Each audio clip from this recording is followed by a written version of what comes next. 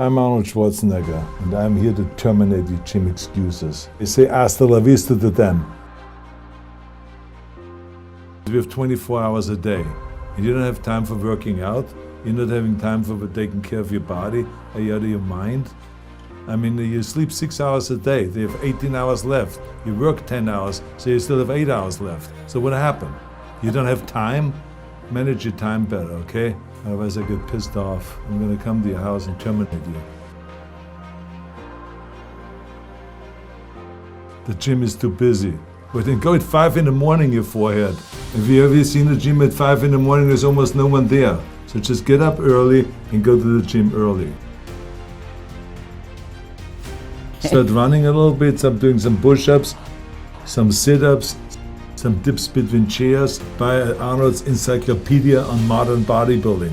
It's available. If the gym is too far from your house, then open up a gym closer to your house.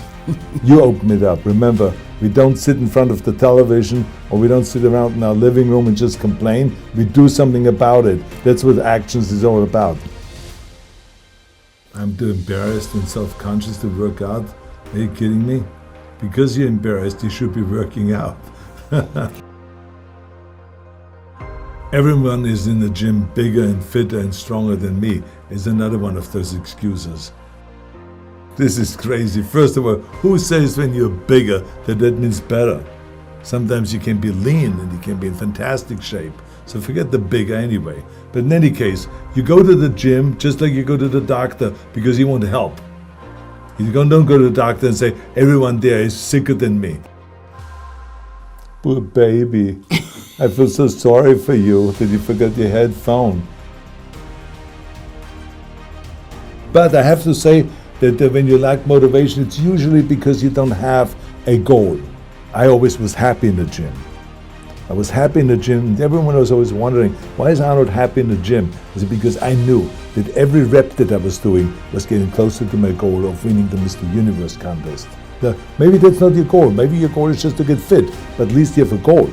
So every rep I did, every set I did, every pound that I lifted, every chin-up I did, every sit-up I did, I was smiling because I was getting one step closer to my goal of winning the Mr. Universe.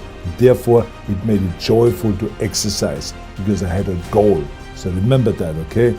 And then when you achieve your goal, give me some credit, all right? Because I was so enthusiastic about, achieving my vision and turning my vision into reality and winning one championship after the next, there was always excitement and enthusiasm there. So when I went into the gym, I put my gym bag down and I immediately attacked the weights. There was many times we started out by doing maybe 3, 4, 5 minutes of ab work in the beginning to warm up, to do maybe 500 Roman chair sit-ups or something like that to warm up, and then we got right into it, or we go right into the whole thing. But it was right away, warm-up set, then the next weight up, boom, boom, all the way to the top until you just can't do it. And supersetting, everything was always supersetting, and 3 pumped sets and 4 sets in a row, 5 sets in a row. So it changed on what exercise we did, but it was always all out, and like I said, the training partner was always responsible to challenge you at all times. So that was the thing. I challenged my training partners, if it was Frank Zane, if it was Dave Draper, if it was Sergio Oliva, whoever the training partner was in any given moment, we challenged each other kind of in a fun way, but there was challenge there so that you don't slack off, so you don't give yourself a break. The muscle responds differently if you do a pushing exercise and a pulling exercise. Let's say, for instance, with bench press and with chin-ups. So it worked much better when we did a set of bench press, and immediately after that went to the chin-up bar and did a set of chin-ups. By that time, the pectoral muscle has rested, so now it's time again to go back and to do the bench press. First of all, you train twice as fast, and number 2, it's a better pump. The muscle responds better to that. You get more definition and muscle separation by doing that. So it really worked well. And sometimes we even not just did a superset, but we did 3, 4 sets. And I was training with Sergio Oliva. And Sergio Oliva in Chicago, when I worked out with him in 1969, he was doing like 4 sets in a row. It was kind of common practice. And so I said to myself, I was doing like 3 sets in a row. That was common practice for me. So he actually pushed me to do 4 sets and to think beyond and to do 5, because he trained with Bob Guider, who used to do 6 sets in a row. So it opened up a whole new thing for me, just like Reg Park did when it comes to calf raises, where I did always like with the 300-pound calf raises and 400-pound calf raises, but all of a sudden I saw Reg Park doing with 1,000-pound calf raises, and I said, oh my God, I never even thought about that, that is humanly possible, and then I pushed myself to go up to that level. So I mean, this is what it is, you got to push yourself all the time, because remember, the body doesn't really respond to the same thing over and over. But you got to always give it the extra punch. So I think supersets and triple sets and quadruple sets and all of those kind of things create that kind of extra fire in the muscle. I liked to be a little bit overtrained, because to me I responded better and I got more definition, because remember, in my days, we were not as sophisticated when it comes to dieting, and we didn't have the food supplements that are available today with getting definition and cutting down and all those things. We had food supplements that were really good for gaining weight, but we didn't really have much available to lose weight. So to me, my way of really getting defined and getting kind of a really mature definition, rather than just dropping quickly 10 pounds or 15 pounds, that's not the right way to go. So I always felt like if I do, instead of 20 sets, 30 sets, 35 sets a body part. So I went all out, especially before competition when I wanted to cut down. It was to pile on as many sets as possible, because remember that after you do the bench press and you do the incline press and the dumbbell incline press and the flies with the dumbbells and all this stuff, now you still have to do the dips for the lower pectoral muscle. Then you have to do the exercise for the striation. So now you do cable crosses in front. So now you're already at 30 sets, right? And then you haven't even talked about the pullover with the dumbbell, which was as you remember, we talked about that. My favorite exercise, to lie across the bench and to have a heavy dumbbell, like 100, 120-pound dumbbell, and to do like 15 reps of that to get great serratus, to expand your rib cage and all those things. So yes, you were tired. Yes, I had to come back for the second workout at night, but so what? Working out in the gym 5 hours a day, I never felt sorry for myself. Let me tell you that it all paid off. Well, I think that first of all exercises that you do with your own body weight are great. If it is sit-ups, if it is leg raises, if it is dips, if it is chin-ups, all of those things are terrific. So I'm a big believer in that.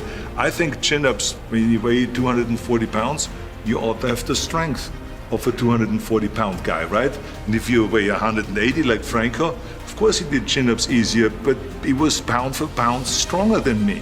So that's why it was easier for him. He put around his waist sometimes 40 pounds, a 45-pound plate, and he did chin-ups like nothing. And I put on around my waist 20 pounds, and I was struggling with the 20 pounds. But we did it because it was the only way to really open up those wings, the shoulder blades and the lats, and really create the width. Because lats is not for thickness of the back. Let's not fool ourselves here. It is all for width. I mean, as you remember, Steve Reeves, he did a lot of chin-ups and a lot of pull-downs, and he got this enormous wide back. But he didn't have much thickness because he was not a big believer in rowing. So the rowing exercises, if it's T-bar rowing or one-arm rowing or wide grip rowing with a barbell, all of those exercises, or cable rowing, all those exercises are specifically for the thickness of the back. And then you can direct it if it should be lower, it should be higher, it should be more in the center, or more on the outside, and all of those things depending what exercise you do. I think the biggest mistake is that you go to the gym and you go through the motion, but you don't really have your mind inside the muscle. So when you do a bicep curl, I can't just stand there like this. Yeah, you can. I've seen the guys training with me also 4 hours a day, 5 hours a day, but they look like and why did they look like? Because they didn't concentrate. They did the same exercise, but they stood like this and then they looked sideways, kind of like they were bored, because they didn't even know why they were training, that they were not inside that bicep or inside that lat when you do the rowing and you pull back and you flex the upper back. and the center back, and then you let it down and you stretch it. And you think about that the wing is coming out now, or like a curtain is opening up. We always thought about the curtain, right? This is when we did our lat spread. So you got to think about those things. When you do calf raises, and I do my donkey calf raises, I got to be inside the calves and to make them split, to make them open up. But I tell you, you got to be inside the muscle. The same is when you do chest.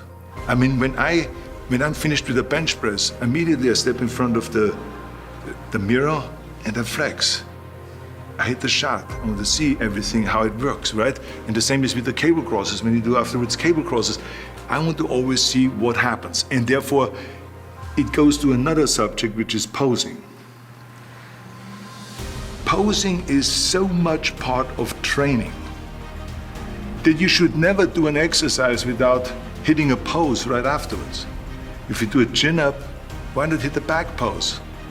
When you do a chest exercise, why not hit a chest exercise, a chest pose, or a most muscular pose? When you do a bicep exercise, why not hit a bicep pose? I mean, that is always part of it. So posing throughout your training is absolutely essential. So this is why I think to practice this and to pose, to be inside with your mind, inside the muscle, and to go all out, to combine training with posing, I think is absolutely essential. And also you have to feel it. But besides that, the posing and the pushing beyond the limit and doing the force reps is really the way that you can then get defined and can kind of tune in. So you get that extra definition, so you get the extra muscle separation, so you get that extra sharpness that you maybe did not have 3 months before. I think that we had very little rest periods simply because of the supersetting and the triple setting and all this, and we pushed each other all the time. So imagine that you have a situation where I take a barbell and I'm doing now my 10 reps, and now I give it to you, right? You're standing right in front of me, you're my training partner, so I give it to you. It means that don't put it down because that's the rule, right? Yeah. So I give it to you, now you do your 10 reps. Well, after your 10 reps, I got to take the barbell again. I cannot walk away to the water fountain because otherwise I'm gonna act like a loser. Yeah. So, and definitely not like a training partner. Yeah. So now I have to take the barbell again and I do the 10 reps. Yep. But after I'm finished, I give it to you and now you have to deal with it. And you have to decide, this is how it went back and forth. And your arms felt like falling off. Afterwards, we put the arm up here because it was hurting so much. We put it up here, that hurt. Then we were just letting it hang down. That hurt, then we put it back up again. No matter where you put it, it hurt. But that was great because that means that the muscle got it, that it was just shocked. That up until that point, maybe we were doing dumbbell curls or barbell curls and put the bar back on the rack. But now all of a sudden we were handing it to each other, which is part of the chalking method that I was talking about, that you use the last months before the competition or before you want to really be in your ultimate shape.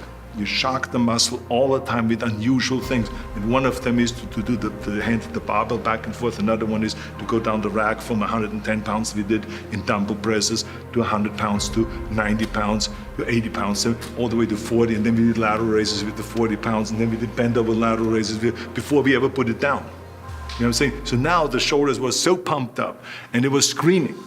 But that's how you shock the muscle. And we did this with all the muscles.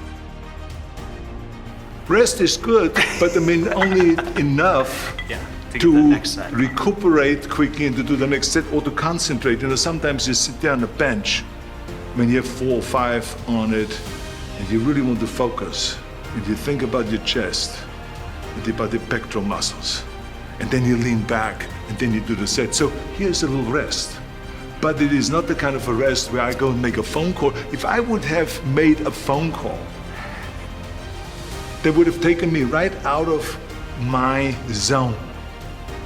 And when you get into that zone, when you go inside the gymnasium and you start working out with your training buddies, you cannot get out of that zone because otherwise it's very hard to get back into the zone.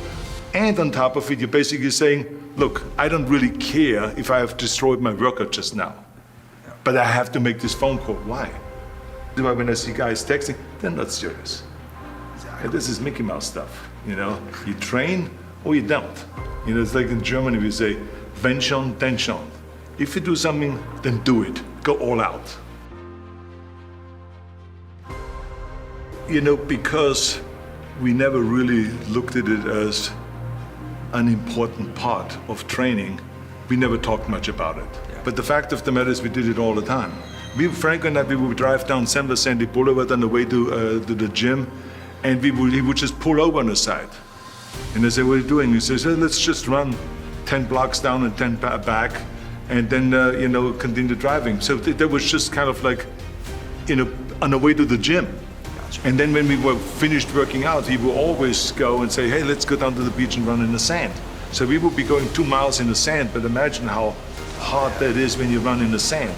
And this is something that we have, of course, picked up because way back, Reg Park and Steve Reeves apparently did a lot of their walking and running in the sand in order to lengthen their calves. And I wanted to lengthen my calves, so that was part of the whole calf routine, even though it was meant to be to train the heart and do some cardiovascular work. We also went bicycling a lot of times, for hours at the time. So there was a lot of cardiovascular work we done. But I think it has a lot to do with also because I come from soccer and Franco came from the boxing background. So he always loved the jumping rope and to do all those kind of exercises and a lot of running. And he pushed me therefore also to participate in the running. And I pushed him.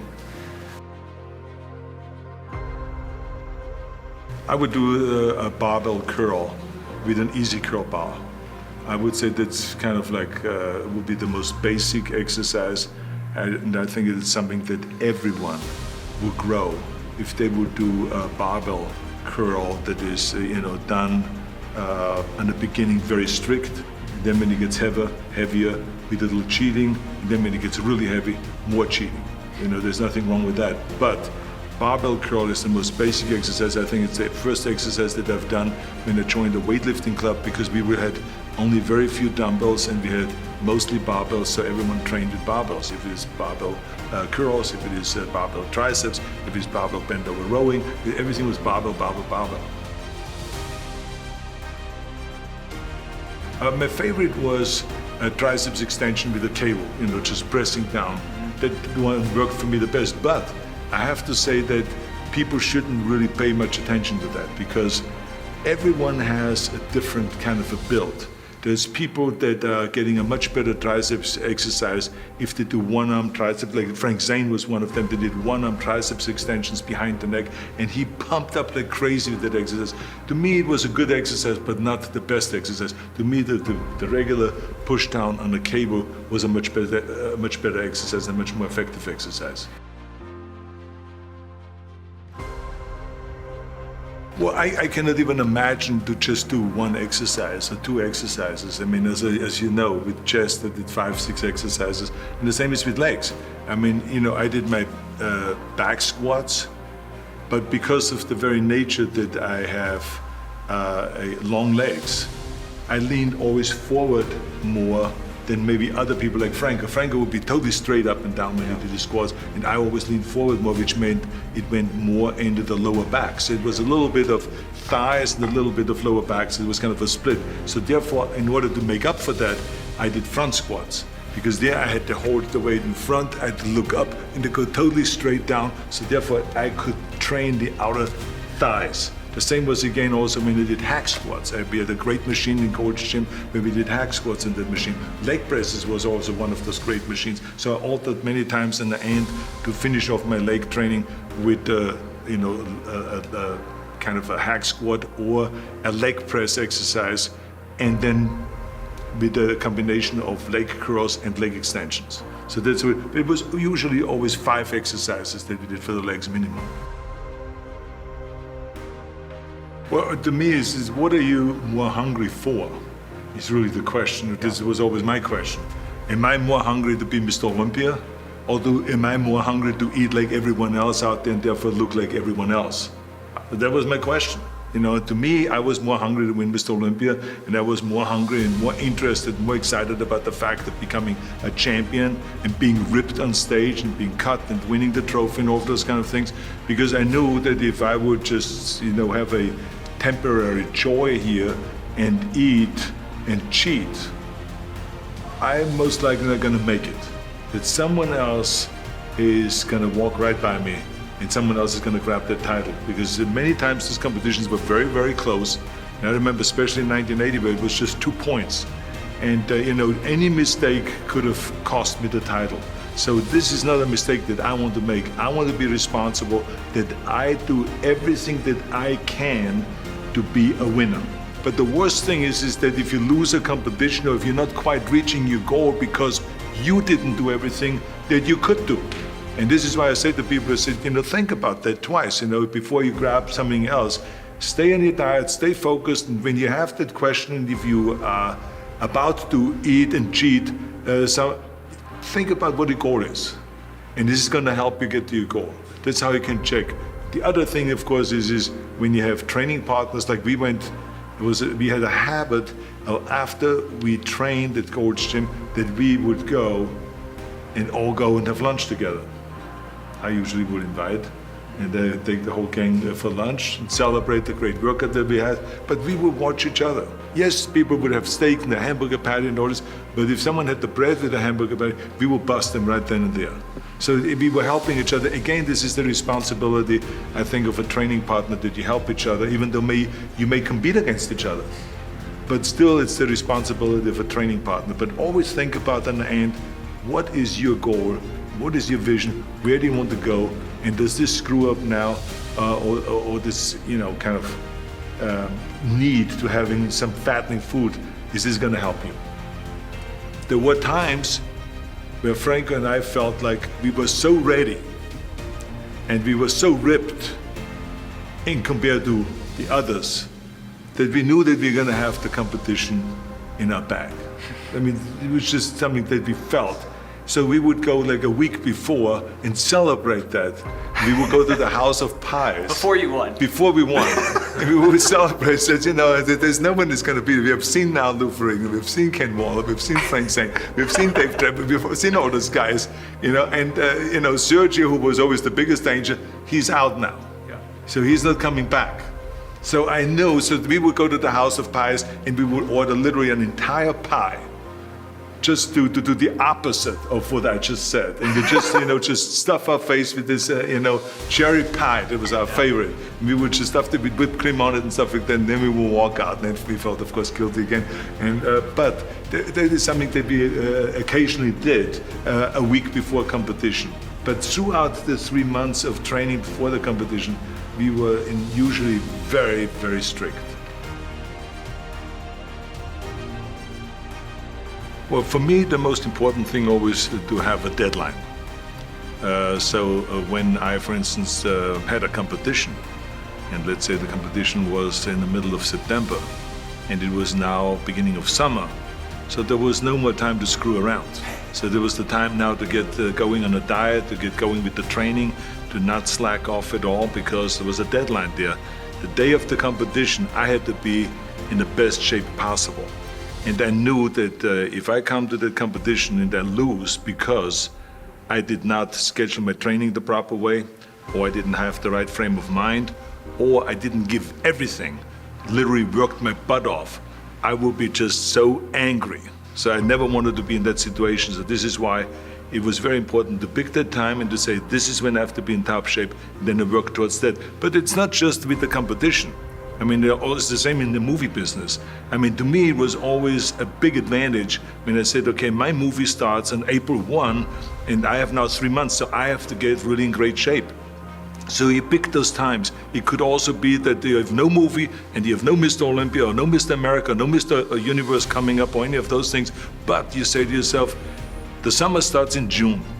I'm gonna go to the beach in June, and at that time, I want to be in great shape. So that creates an urgency that makes you really start training hard and taking it seriously. Because if you don't have a specific plan, then you wander around. I mean, you can have, as I've told you many times, the best ship or the best plane in the world, but if you don't have a specific goal where you want to go and when you want to get there, you just drift around and you never get anywhere. So this is why it is so important to create that urgency and have a specific time when you want to be in shape, that you have a goal. Because without that vision and without that goal, again, you're drifting around and you're never gonna end up anywhere. People don't become successful just by accident. I mean, maybe the guy that found gold in California and started the gold rush, but don't count on that. That's the one in a lifetime kind of a situation. So you got to really have a specific goal. And to me, to have that vision that I want to be Mr. Universe, that I want to be the greatest bodybuilder of all time, that was a great vision, and that specifically to look like Reg Park and to be up there on that stage and to lift the trophy overhead and to win the championship over and over and over again. So that was a great goal. You have to have a goal. Now, it doesn't have to be that specific goal, but it has to have some goal. This is why I always recommend to people, sit down, take your time, and start thinking about, why do you want to work out? What is your goal? And that can be as crazy as it is. It could be, I want to impress girls. If that's your goal, so be it, but it motivates you. It could be that you're emulating a certain, bodybuilder or a certain football player, a certain boxer, whatever it is. Have those pictures put all over the wall like I did when I was a kid. I put pictures of Reg Park and of Sonny Liston, of boxers and of Ali and of powerlifters and weightlifters all over my bedroom, wall. So that every day when I go to sleep, every day when I wake up, I look at those pictures and they motivate me. You need that motivation, and then therefore you have this kind of imprint in front of you all the time, and you know exactly what you're chasing. And this is why I always smiled when I was in the gym. People always came up to me and says, why are you smiling? You're working out 5 hours a day. You're doing the same as the other guys, but the other guys have a sour face. They're pissed off that they have to do another rep or another set or something. I looked forward to another 1,000 reps of sit-ups. I looked forward to another 500 pounds of leg press or squat. I looked forward to doing more and more curls until my arms fall off. Why? Because I knew that every rep that I did and every set that I did and more weights that I lifted, I get one step closer to turning that vision into reality. So I was turned on by that. I was excited. I couldn't wait to get to the gym. One of the things of, creating urgency, it can go, one way or the other. Because I remember that when I weighed 245 pounds, and Bob Rafelson, the director of Stay Hungry, said to me that I'm interested in having you come in for a reading and work on your acting and all this, because I'm interested in having you in a movie to star with Jeff Bridges and with Sally Fields. I was delighted about that, and I was excited, and I started pumping up more and more. And then he said, but I don't want you to weigh more than 210 pounds. So I said to him, well, it's funny you come to me, and you want me to be in the movie, but I'm weighing 245, 246. I say, I just won the Olympia, I say which was 1974, and I was really at my biggest. And but he demanded that, and he says, look, it's very simple. On the day we start shooting, he says, I'm going to put you on a scale, and if you don't make the 210, you're out, because I have someone else in mind. And I worked on it. I started visualizing myself very clearly as a lean athlete, because that's the only way I could lose that weight and all of a sudden get interested in running more. Because up until that point I ran like 3 miles after training or before training or whatever, but now all of a sudden it was 5 miles, 6 miles, 7 miles, 8 miles, and they even ran mini marathons in order to lose the weight, and I did everything with high reps, and I was watching my diet, what I eat and all those kind of things. But the day before, I remember we were in Birmingham, Alabama. The day before I was at the YMCA with Bob Rafelson. He was swimming and I was working out, and I was running. There was a track there and I was running. He says, let's step on the scale. And I stepped on the scale and I weighed 209. So it just shows you what is possible if you visualize exactly what you want to look like. So it can go one way, which is that you can lose weight and get trim and get slim and everything, get the abs out and all this. Or you go the other way and you gain weight because you see yourself big and you see yourself as a winner of a Mr. Olympia or something like that. So it can go either way, but what happened to me that year was very interesting, because I had to drop the weight to 210, and then after I was finished with Stay Hungry, I decided that I go back into the Olympia, because I actually, in my mind, retired in 1974. But the key thing again is have the clear vision. Have the specific goal of what you want to accomplish, because then you never go to the gym and you say, today I feel down a little bit, I don't know what it is all about, I don't know my life, I'm confused. No, because that means that you haven't even set up your training partner, because Franco Colombo, who was my training partner, was responsible if I just blinked, that he said, well, let's pump up the day. The day I challenge you to a bench press competition. Let's see if you can beat a 180-pound little guy. Let's see, and he would know how to push the buttons, because that's what the responsibility of a training partner is. So whenever people say, how can you be successful in bodybuilding or in lifting or in sports or in this, that, I always believe 100% in a training partner. Because a training partner is helping you when you have your moments where you're down and then the other person is up. So Franco was pushing me when I was down, I was pushing him when he was down. That was the responsibility of a training partner. I tell you that I was a perfect example of someone that was not confident at all. I mean, when I was a kid, I was just like any other kid. I had my hang-ups and problems and all this.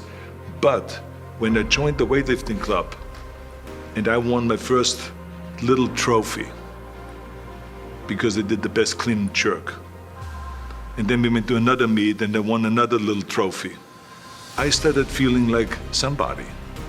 I started feeling like when I lifted the weight and pound, put it over my head, this weight, I saw the people, this 100 people that were in a beer hall. Usually those weightlifting meets were in a beer hall. They were getting up and they were screaming because I was the 16-year-old kid. I was the youngest on that weightlifting team. And so they were cheering me on because I was this young kid that was performing well. So I was getting little trophies and then bigger trophies. And all of a sudden I started really feeling like, wow, I'm somebody and I can lift this weight and I actually can be a pretty good weightlifter. But actually, everyone is saying that, Arnold, you're gaining so much weight and so much mass. I mean, you're gonna go far. I'm telling you, you could win the Austrian Championship in no time and you could win the European Championship. I hope you're taking it seriously and all this. So I said to myself, wow, if everyone says that, I feel really good. So I started gaining confidence. So that's how it was. Then all of a sudden I won the Junior Mr. Europe, and then I won the Mr. Europe, and then second Mr. Universe. So by that time, now I was 19 years old. I had over 20-inch arms. Everyone in London, when I arrived at the Mr. Universe contest, and I was 19 years old, they were standing outside the hotel and saying, oh, here he is. This is the guy. So how can you not feel special? So, and of course, not everyone is going to have this kind of a situation. But the bottom line is, everyone can use the same method, because I used it in politics, I used it in making money, I used it in everything that I've done in the movie business. When you have one little victory, you do one little movie. I remember when I did with Lucille Ball, Happy Anniversary and Goodbye. It was just a 7-minute scene, but she said to me, she says, you did fantastic, Arnold. And in front of a live audience, you did this TV show, you were not scared, you just acted really well. I was totally believing everything that you said. It built me up. It was a little thing like that gave me the confidence, and then to the streets of San Francisco and Stay Hungry and Pumping Iron and Conan the Barbarian. So it led from one little thing to the next. It's adding up. What you said is exactly right. Little victories add up, and that is what gives you then ultimately confidence.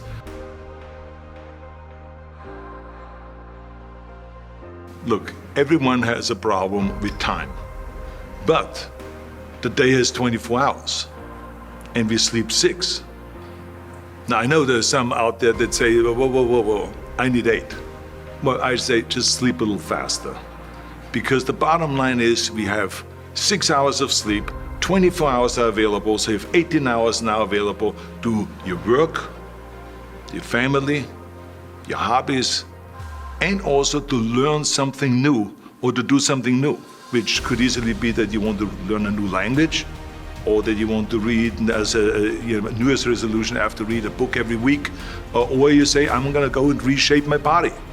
So you're gonna go and take this hour out of your schedule and say, I'm gonna train an hour every day. So this is, for most people, a huge challenge, but it is totally doable, I can tell them, because the kind of things that I did when I came to this country, I mean, I went to school, I was working in construction, I was working out my 5 hours a day, I was taking acting classes from 8 o'clock at night to 12 midnight. I was doing all of those things. I wanted to make sure that out of the 24 hours of the day, that I don't waste one single hour. Those hours were too precious. And so there I just want to tell people, don't give me this thing, I have a difficult time with the time and I don't have time for this and I don't have that. You have time, you make the time. When the President of the United States has time to work out, when the Pope has time to work out, then you have time to work out.